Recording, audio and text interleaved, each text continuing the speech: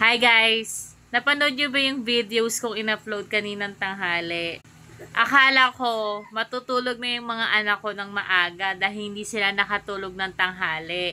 Ang problema ko, eto sila guys. Ayan, gising na gising ang mga Junakids ko. Akala ko maaga kami matutulog ngayon. Akala ko lang pala yun.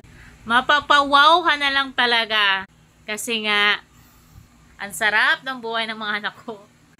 6 PM na ako tulog. Nagising ng 9 PM para kumain. Oh, saan ka pa? Mag-aalas 12 na ng gabi. Hindi ko ngayon tuloy alam kung ano oras sila matutulog ngayon. Puyatan na siguro to, guys. Ewan ko na lang kung ano oras ako magigising bukas. Ayan. Naglalaro sila. Ang sarap talaga maging nanay. Don't be